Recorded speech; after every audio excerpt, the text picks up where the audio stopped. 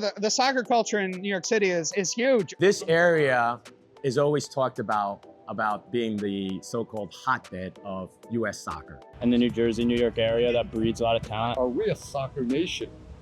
And I say, yes, we are.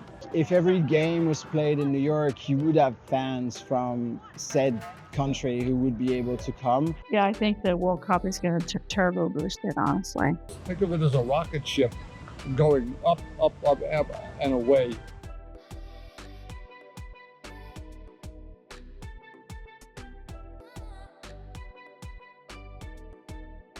What's up, guys? It's Andrew Because Football. We're just a few miles from where the final of the World Cup will be. We are in New York City, and we're exploring the soccer culture and community here, as well as in North Jersey. And we're going to be experiencing and exploring all corners, all levels of the game here in the city and the wider metropolitan area. Places you've seen in movies, the places you've read about, and how they are connected to this game of soccer, this game of football that we all love. Whoever loves the game in this city, we're gonna get their stories and we're gonna share it with you. I wanna bring these stories to you guys to show that the United States not only has probably the quirkiest, the weirdest, the wackiest soccer history, the ups and downs, the roller coaster ride, but I think we're in a beautiful golden era. And with the World Cup coming up in 2026, with the Women's World Cup in 2031, we're ready to just take this game to a whole nother level. We're excited to show you that in this episode of the Road Trip to the World Cup documentary series.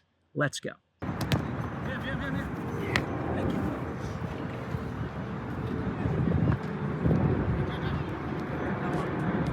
In my opinion, the biggest for me has been Flushing Meadow Park. Growing up, there wasn't really a place where we were able to play pickup games or play football in general. Flushing was a place where you could very much play soccer and be yourself. Tony Noto, former coach of the Brooklyn Italians, liked to call it a walk in the jungle. And he didn't mean that in a bad way. He meant in that there were just so many different nationalities, personalities, and teams playing there. The cool thing about it now, it's super diverse. So now you're seeing a whole bunch of soccer pitches rather than baseball fields. And it's just become literally the center hub for just culture, football, and just community come to go on. Incredible scene to watch everything. I think you just have to literally take a walk in that quote unquote jungle.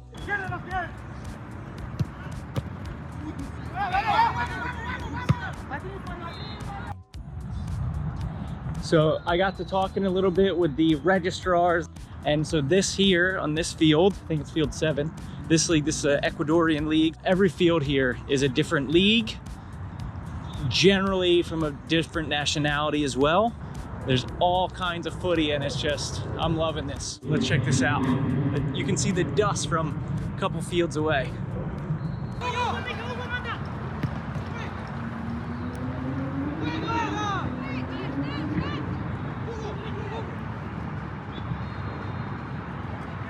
For this field right here, you can see they don't even have lines. It's just a rope that they put here. Love the ingenuity. Most of the others do have lines, but honestly, with the condition of the grass and the dirt, it doesn't last that long. I was speaking with one of the referees from the Ecuadorian League, and he refs like high school, college, club, everything. I asked him what's the most difficult, and he said these private leagues, because not only is there a lot of like city or regional pride involved here, but also you don't have rules and the consequences that you would have in school or in college. There's all kinds of institutional consequences too, and things you could lose, but here it's not so much. So it's really hard. They don't have the leverage to like keep people better behaved. So that's why I can get a little bit spicy. Man, it is packed, full of footy, all different cultures and communities here. I love it. Everything from turf fields to absolute dirt that's just been worn over by weeks and weeks and years of playing. It's incredible. We got the food, obviously, all kinds of food carts. Some people just setting up their own little grill, a little asado. And other people selling food, you know, legit restaurants. It's so cool.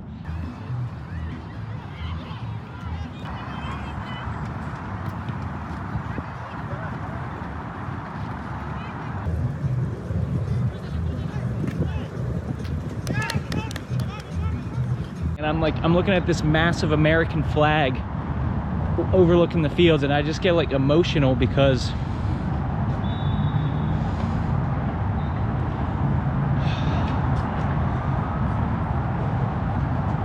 I can't really explain it. What we saw here today at Flushing, that's American soccer, right? It might be people who have roots all over the world, but it's like this place that they can come together. It's a safe place, and we say, I f***ing say it so much that like I pray that it doesn't like lose the meaning. You just have to like feel it and experience it. It's beautiful. So I gotta catch this bus now.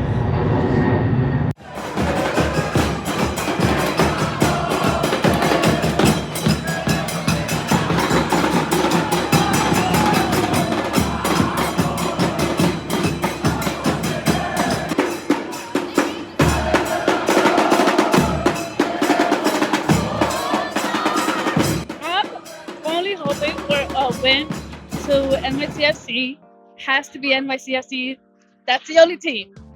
And yeah, I'm excited. And this is the first time, so. I love soccer. I'm a Man United fan. So I'm really excited to come to a game and experience NYFC. She's talked so much great things. And I can't wait. Loving it so far with the march. Loving the energy. Woo! You know, New York City always does it big. Always. We gotta show pride where we're coming from. Coming from here in the Bronx, being a Latina, you gotta represent. Us bringing the good luck charm, so we'll see. Fingers crossed, but it's gonna happen. The fact that it's an NYCFC, it's all cultures in one. No matter where someone is from, no matter the race, no matter the religion, anything. We're just here to celebrate NYCFC. Can I curse? The Rebels. Into Miami too. Let me put that because we're going against Messi soon. Everybody that's not NYCFC. Amen. We're at iconic, legendary Yankee Stadium, which is obviously famous for arguably the most recognizable sports brand in the entire world. But I'm thinking here of like not just the history sporting wise, but when we think a lot about American sports, a lot of stadiums have been built recently in the last like 30 to 50 years or sooner. And that means they got to go outside cities, massive wastelands of concrete and parking lots. Here at Yankee Stadium, it's old, which means the city has grown up around it. It's really packed in. I appreciate that. And I think it's a big deal when we talk about how stadiums feel connected to the community in the neighborhood. And that's the case here in the Bronx. It is odd being in a baseball stadium for a soccer game. I haven't seen too many of those, but I'm excited to get down into my seat here and get a view of the stadium and the pitch here. I'm going to give my real opinion here in a little bit. Hey everyone, hope you're enjoying the episode so far. Just a reminder, this episode is part of a 4-part series about the New York, New Jersey soccer community, and just one piece of a larger series exploring the game in all 16 World Cup host cities. If you want to see more, go to our channel and click the Road Trip to the World Cup playlist and watch another video. Honestly, with the way the YouTube algorithm works these days, watching another video or leaving a comment below is actually a better way to support us and to make sure you get more of our stories in your feed than just hitting the subscribe or like button. Thanks so much. Let's get back to the journey. It appears that it's Kids Day here at the game, and I really like they had the player announcements for the starting lineup. They had drawings that the kids have made of each player. That was a pretty nice touch. I gotta say, I like that a lot.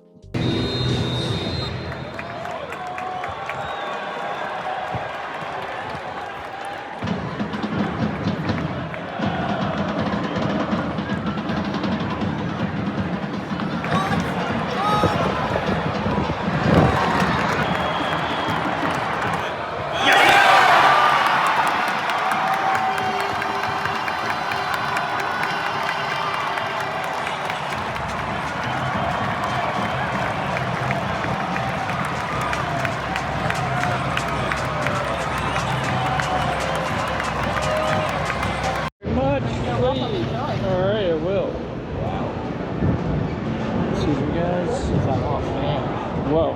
I didn't expect it to be a trough, but I was smelling the fries. I was like, I need some fries. Look at that. Gigantic. I don't know how I'm going to do it all myself. Plus, I got to get a liquid to wash it down. Second half. Let's see if we can get some more goals. 1-0 to NYC. Fans are bumping. At halftime, it was cool to see everybody just hanging out. Definitely, people are here week in and week out. Inside jokes, just messing with each other. Good stuff. Still don't want NYC to win, but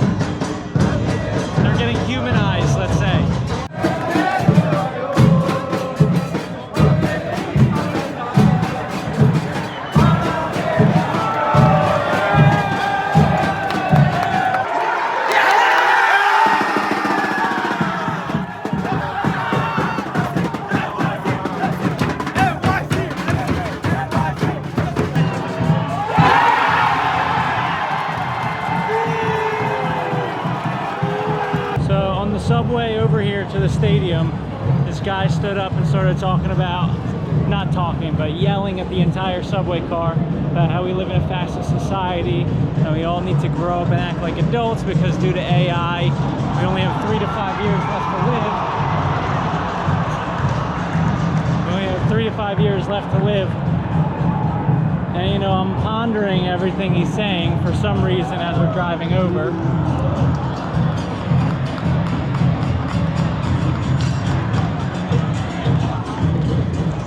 So I'm listening to everything he's saying and I'm like, I mean, there's something to it. I don't know about the 3 to 5 year projection. And I can say this as a Philadelphia fan. As much as the ownership of the City Football Group should be under scrutiny, not only its motives, but its effects on world football should also be held in scrutiny and critiqued. Where is the meeting point where just the average person wants a team that represents their city or their town or community must sport an obsession that they love? And where are those connection points? I'm sure there's so many people in the city that are turned off by it and have not been drawn to New York City FC, probably for those very reasons, plus the fact that, you know, they don't really have their own home. They're bouncing between different stadiums. It's, you know, credit to the supporters over there. It's a fun atmosphere. There's like a handful, 100 or 200 or so that are really vibing and making a good time. But yeah, where is that connection point? You know, knowing that the big picture that's out of your hands, and it's something maybe you don't support or agree with, but then at the same time you do want on a Saturday to go with your friends or go make friends or go connect with people through this game. I mean, over there we've got some people dancing, some people sitting, some people not even watching the game, just talking to each other, but they're full NYCFC gear. But yeah, where does the big picture of the ownership group that you feel doesn't support you, what agency, what power do we have in that dynamic, in that relationship? And I'm sure a lot of people are voting by not being here, but also probably for a lot of people it's not actually ideological, and it's more just they couldn't be bothered and they don't feel fully supported. I don't know. Or maybe in New York people are just used to, like, because it's such a center of power and everything here is huge, people are just accustomed to, hey, like, that's New York, that the City Football Group would obviously come in and start a team here and that would be the team, rather than building something a little more local. And again, if you're going to take a hard line on this, you have the USL, you have your Sunday leagues, you have your grassroots adult leagues that you can get involved in and support, as many people that we talk to in this series do. And I think that's a very valid option as well. But yeah, will we make it past 3 to 5 years? Honestly, who knows? Whether as a society or as individuals, can't predict that. So you just gotta love the people around you, try to live a life of purpose, or whatever you find day to day works for you. But yeah, those are the questions on my mind here, as I'm disappointed in myself for only eating probably like a sixth of that fry bucket and spending $16 on a beer. To be fair, it's 24 ounces, so it's two cans, so it's not awful actually. That's what I'm thinking about as I'm here at Yankee Stadium watching NYCFC against Charlotte, watching Wilf Zaha demand the ball at every possible opportunity, while I watch Dean Smith try not to trip on the advertising boards behind him. I don't know.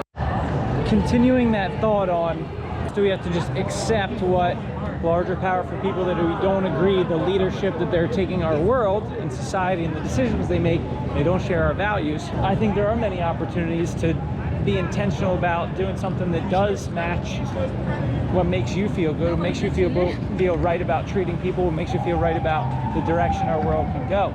So I think American soccer offers a lot of those opportunities, whether it's something as simple as volunteering or being a referee, volunteering to coach, volunteer on a board, use whatever skills you have. If you feel like you don't have skills, just put your time in. There's always things you can do. Whether it's your local community club, just get involved. I think there's so many things we can do now, and hopefully the World Cup, more people are going to get interested in this game and want it to grow, and hopefully we just can work with that and keep it going. I'm a little distracted by some of the kits.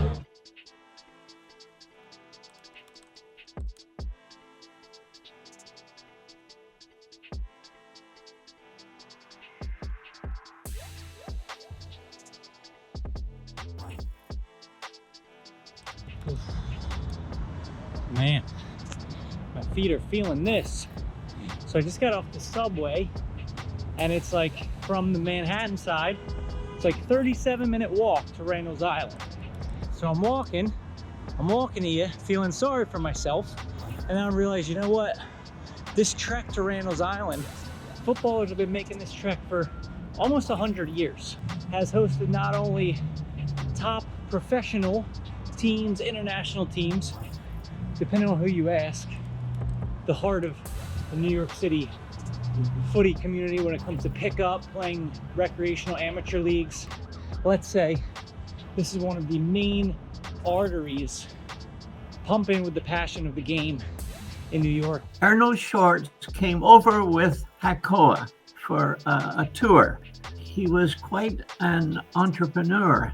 Erno organized international games, believe it or not. I'm sure he took a loss on most of them. And the international games were played in Randall's Island.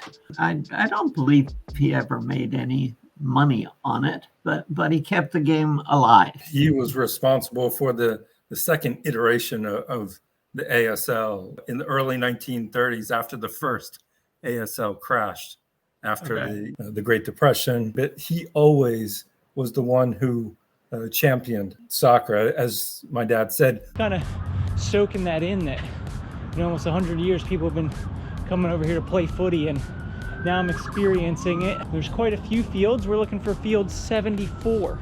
It's the one we got our eye on here, so let's see if we can find it.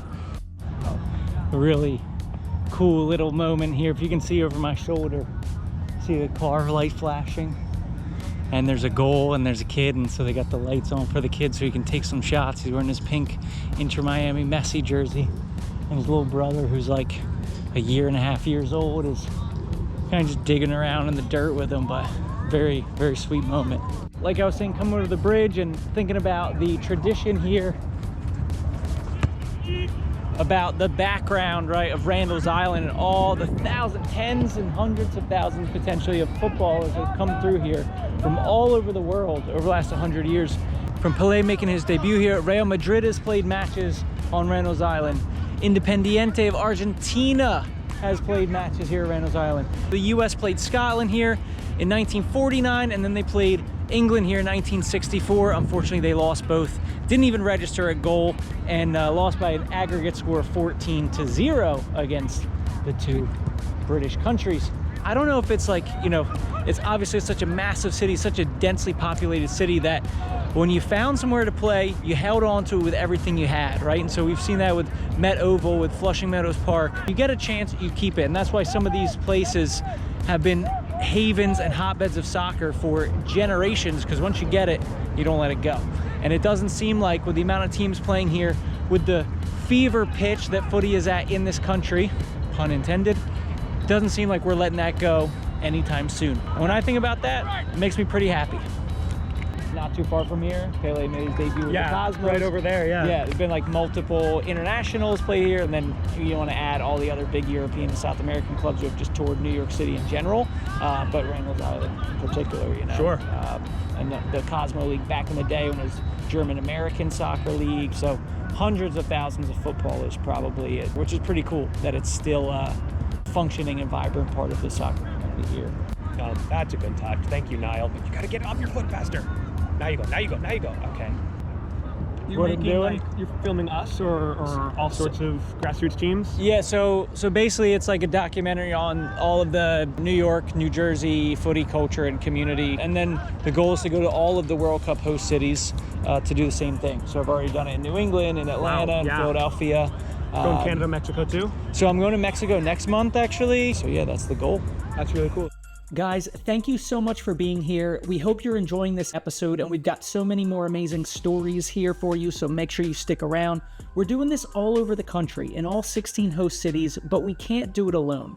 If you want to support, please consider contributing. You can scan the QR code on the screen or find the link in the description for our Buy Me a Coffee link, or just like, subscribe, or leave a comment. Anything helps. Thanks for being on the road with us. Status text, let's go. Don't be shy, let's go. Love that. Oops. Here's my first question. What's your first football memory with Dad? Oh, he was actually playing with me, and like he's the one taught me to start with. Like he was taking me always to the park and just pass the ball with me, you know. And here we are again. And we got, I think I got all the skills when he started to pass. Looks like it, yeah. Looks like you still got more skills than you. It looks like it. Excited to be here at Randall's Island, checking out New York Internationals FC of the APSL Cosmo League. I might be missing some other ones. They got 3 teams, started about 5-6 years ago, just from 5 aside, and have grown. These guys are an example of not only a really diverse group of players from all over the world that is representative of New York City itself, but also what makes soccer so unique, and that brings all of us together in that way. But also another trend that really excites me about American footy is that we've got adult first teams. So these are not teams starting youth teams and then grow up to adult, but it's a group of guys as adults starting a club. It's a bit more intentional than that, much more organized, and beyond just playing, they're even supporting the community with sponsoring different charities, hosting fundraisers and events. So pretty cool, and a great example of getting a few people together that love this game, who want to do something a little bit more than just show up, who want to be able to contribute and build something. And right now we're at a time where there's an opportunity for these clubs to come in and this club model to lead and create not only amazing friendships and relationships, but still an opportunity at an adult level to play some pretty good ball. There you go. A little extra. There you go. Do it for YouTube. Do it for the gram. Yeah. I mean, overall, the group is like, friendly. It's fun to play, among each other. So it's a family atmosphere. We're like a family. You feel like you're not by yourself, I was new to everyone, and everyone's extremely welcoming. I think the level here is really good because people from different parts of the world, they bring cultures and football ideas that are all unique.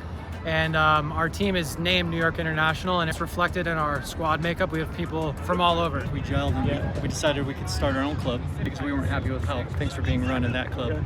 And so we just branched off and created New York International.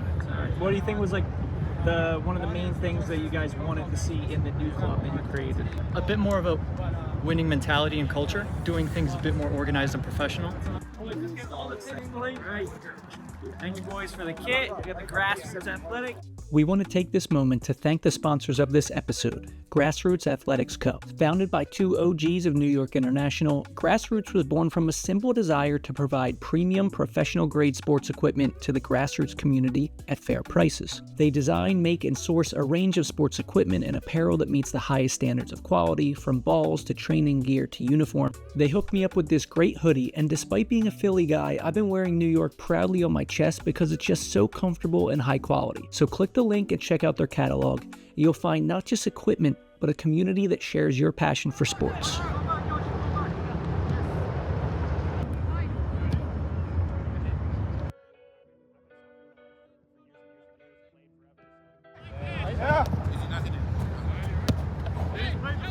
Already. But guys, these are just principles. Like, you have to have intuition in the moment. Just from that drill, it got better. Just 10-15 minutes. I know it's frustrating. It's not the highest level right now. I get that. But we improved just from like 20-30 minutes. Boys, nice and loud. Lines on 3, 1, 2, 3. Yes! So it's always a very good to have this community. I'm very, grateful. And I heard you guys do a lot of like work in the community, like charity work, fundraising. So can you tell me about some of those? Exactly. We lost a friend of ours, Davide. Okay. It was actually a big thing for us. He lost his life while coming back from a training. He was actually a great guy from Italy. He was a PhD student in Columbia. And I'm sorry, man. Yeah. And so we did a lot, things under his name, and we were playing just for his honor. He's a very good friend of mine, and he was always really remembered.